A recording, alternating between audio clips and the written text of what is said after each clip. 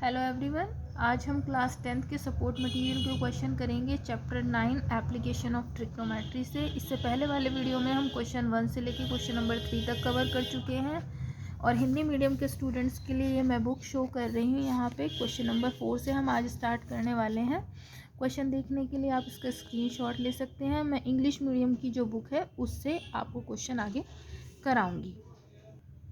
तो बच्चों, ये है हमारा क्वेश्चन नंबर 4। रीडिंग करिए। अ ladder leaning against a wall make an angle of 60 degree with the horizontal.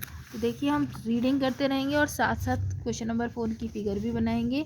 तो देखिए, ये है एक वॉल और इसके अगेंस्ट एक लैडर, ये होगी हमारी लैडर जो कि इसके साथ 60 डिग्री का एंगल बना रही है। हॉरिजॉन्टल लाइन ये हो गई और ये है लैडर, ये इसके साथ 60 डिग्री का एंगल फॉर्म कर रही है। देन आगे क्वेश्चन में लिखा है if the foot of the ladder is 2.5 metre away. ये लैडर का फुट हो गया और ये 2.5 मीटर अवे है फ्रॉम द वॉल। ये वॉल जो है हमारा, ये ए बी वॉल है और ये फुट ऑफ द लैडर हो गया सी। तो ये 2.5 मीटर अवे है हमारा वॉल से। देन आगे क्वेश्चन है then length of the ladder is. तो इसने 4 ऑप्शन हमें दिए कि लेंथ ऑफ द लैडर हमें फाइंड करना है, यानी कि हमें AC फाइंड आउट करना है, जो कि लैडर है इसकी लेंथ फाइंड करनी है। तो हम ये जानते हैं कि वॉल और ये जो बेस है हमारा हॉरिजॉन्टल लाइन, इसके बीच में 90 का एंगल होगा। तो इस ट्राइंगल ABC में हम ट्रिग्नोमेट्री का यूज़ करेंगे। 90 के सामने वाली जो साइड है यानी कि लैडर, ये हमारा हाइपोटेन्यूज है, हाइपोटेन्यूज जिसे हम कर्ण कहते हैं। बाकी जो दो बची हुई साइड हैं वो बेस और परपेंडिकुलर होंगी। जैसे 60 आपका एंगल गिवन है तो इसके सामने वाली साइड आपकी परपेंडिकुलर हो गई। परपेंडिकुलर का मतलब क्या है? लंब है ये।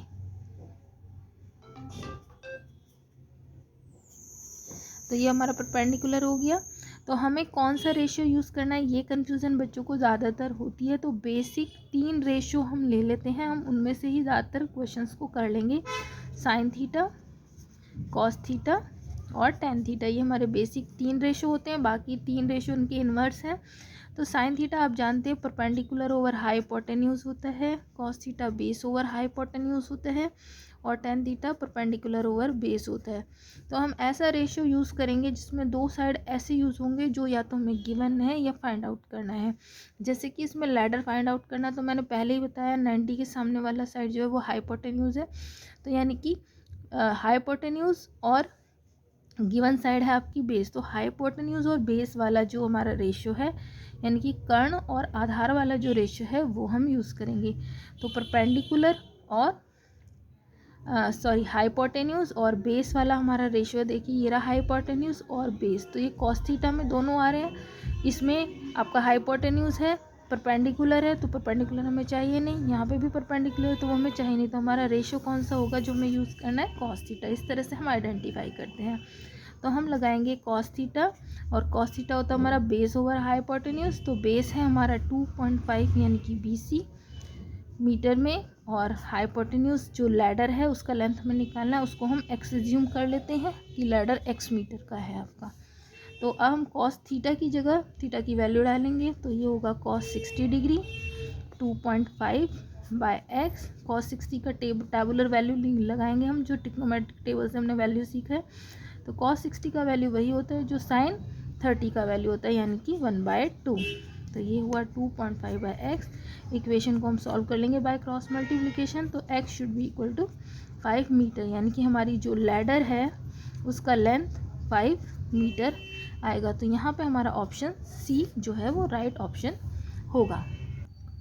अब नेक्स्ट देखें क्वेश्चन नंबर 5। क्वेश्चन नंबर 5 है if a tower is 30 metre high cast shadow 10√3 metre long on the ground. तो ये देखिए, ये हमने एक टावर बनाया जिसका नाम हमने A भी रखा और ये हॉरिजॉन्टल यानी कि क्षैतिज रेखा पर ही खड़ा हुआ है, क्षैतिज पर ही खड़ा होगा। तो a tower of 30 metre high cast shadow, ये टावर की जो लेंथ है, हाइट है वो 30 मीटर हुई और इसकी शेडो, ये ज़मीन पर BC is the shadow 10.10√3 metre है long on the ground. Then find the angle of elevation of sun. तो सन यहाँ पर होगा और सन की जो शेडो होगी वो ये पड़ी है, तो इसका एंगल ऑफ एलिवेशन आपको बताना है। तो मैंने आपको लास्ट वीडियो में बताया था कि एंगल ऑफ एलिवेशन होता है हमारा हॉरिजॉन्टल के साथ लाइन ऑफ साइट का जो एंगल है, जब हम किसी ऑब्जेक्ट को नीचे से ऊपर की तरफ देखते हैं, ऑब्जेक्ट ऊपर होगा और हम नीचे खड़े हुए हैं तब देख रहे हैं, तो ये जो एंगल होता है ये हमारा एंगल ऑफ एलिवेशन होता है। तो ये सन का एंगल ऑफ एलिवेशन पूछ रहा है कि ये एंगल कितने डिग्री का होगा। तो हम इसमें ट्रिग्नोमेट्री लगाने वाले हैं। रेशो हम देख सकते हैं, हम वो रेशो लगाएंगे जिसमें हमें जो दोनों गिवन साइड्स हैं वो यूज़ हो रही होंगी। तो 90 के सामने वाली साइड होती है हाइपोटेन्यूज, जो कि आपको पता है कि इसको कर्ण कहते हैं। तो हमें कर्ण का इसमें कोई रोल नहीं है, तो हमें परपेंडिकुलर और बेस, थीटा के सामने वाली साइड होती है परपेंडिकुलर और दूसरी हो गई बेस। तो परपेंडिकुलर और बेस का हमें यूज़ करना है। तो ये हमारा tan थीटा में यूज़ होता है। ट्रिग्नोमेट्रिक रेशो जो tan होती है उसमें परपेंडिकुलर ओवर जो है बेस यूज़ होता है। तो हम इसमें परपेंडिकुलर ए भी पुट करेंगे थीटा के सामने वाली साइड 30, और बेस हमारा हो गया tan√3। तो आप यहाँ देखेंगे tan और ये कट कैंसिल हो जाएगा, तो ये बचेगा 3/√3, और 3 को हम लिख सकते हैं √3 का स्क्वायर, और नीचे √3 है, तो ये कैंसिलेशन के बाद √3 बचेगा। तो √3 है tan थीटा। तो tan थीटा हमारा ट्रिग्नोमेट्रिक टेबल के हिसाब से √3 कब आता है कि जब हमारा थीटा होता है 60 डिग्री। तो ये हमारा जो है सन का एंगल ऑफ एलिवेशन होगा। तो यहाँ पे हमें ये ऑप्शन वाले क्वेश्चन है, तो ऑप्शन सी जो है वो हमारा राइट ऑप्शन इस क्वेश्चन के लिए होगा। तो आप ध्यान से देखिए क्वेश्चन नंबर 5, इस क्वेश्चन का ऑप्शन सी यानी कि 60 डिग्री आपका आंसर है। आगे बढ़ते हैं क्वेश्चन नंबर 6 की तरफ। अब देखें question number 6, a tower is 50 metre high when the sun's altitude is 45, then what will be the length of the shadow. तो ये भी इसी टाइप का क्वेश्चन है। ये देखिए, ये हमने बना लिया 50 मीटर हाई टावर, जिसका नाम हमने रख लिया ए बी, और ये है बेस जिस पे शेडो पड़ेगी, यानी कि इसको ज़मीन समझ लीजिए। बेस जो हो गया इस पे शेडो पड़नी है। तो इसने हमसे बताया गया है when the sun's altitude is 45, यानी कि सन की जो ये एंगल ऑफ एलिवेशन है यहाँ पर ये 45 डिग्री का होता है। तो आपको शेडो की लेंथ बतानी है जो कि ज़मीन पर पड़ेगी। तो BC इज़ द शेडो, तो आपको BC शेडो की लेंथ x मीटर ले लेनी है। तो ये लेंथ आपको बतानी है। अब अकॉर्डिंग टू द रूल आप देखिए 90 के सामने ये होता है आपका हाइपोटेन्यूज यानी कि कर्ण, और थीटा के सामने वाली साइड है परपेंडिकुलर यानी कि लंब। तो ये हुआ आधार आपका बेस।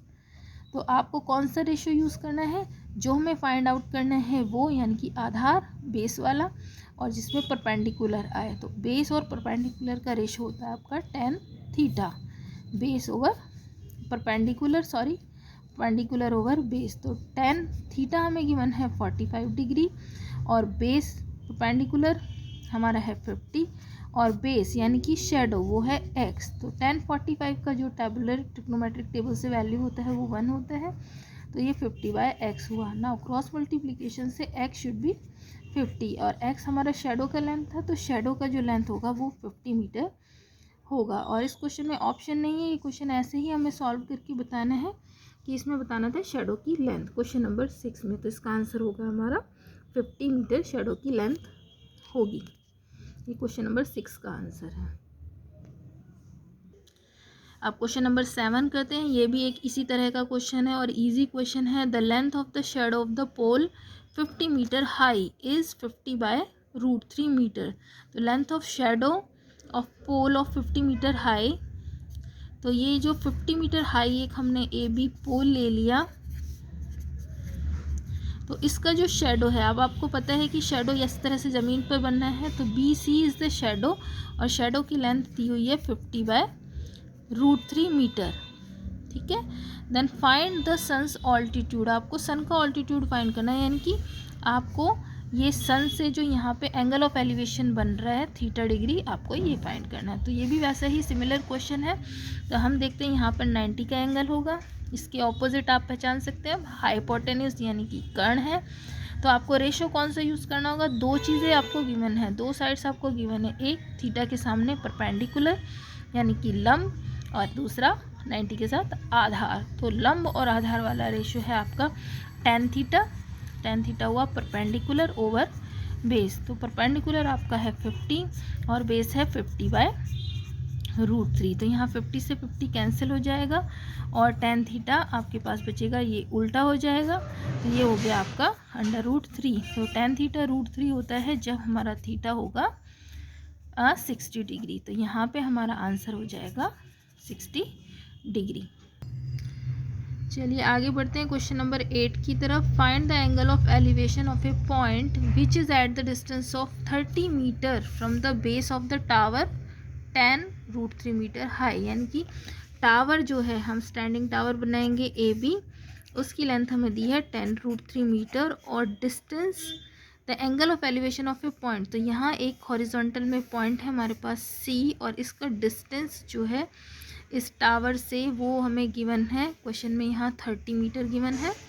तो इसने हमसे पूछा क्या है, find the angle of elevation. तो एंगल ऑफ एलिवेशन के लिए हमें इसे ज्वाइन करना होगा और ये हमारा एंगल ऑफ एलिवेशन बनता है हॉरिजॉन्टल के साथ, जिसे हम उन्नयन कोण कहते हैं। यानी कि नीचे से जब हम ऊपर की तरफ ऑब्जेक्ट को देखते हैं तो आंखों को उठाने पर देखते हैं, इसलिए उन्नयन कोण यानी कि एंगल ऑफ एलिवेशन भी इसमें हमें फाइंड करना है। तो यहाँ भी वही चीज़ है कि ये आपका थीटा के सामने परपेंडिकुलर यानी कि लंब और दूसरी साइड आधार दी है। तो यहाँ पे भी tan थीटा ही लगने वाला है।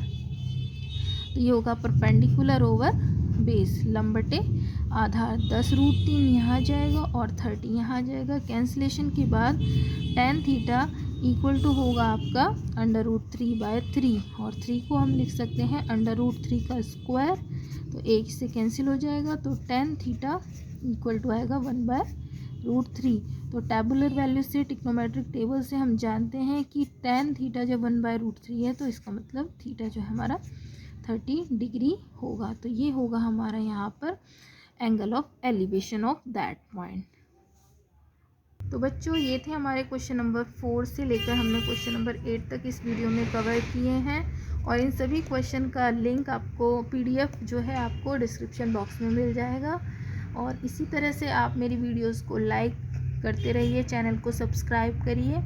मैं इसी तरह से, इससे मुझे मोटिवेशन मिलता है और इसी तरह से मैं आगे वीडियोस बनाती रहूँगी। Thank you for watching my video.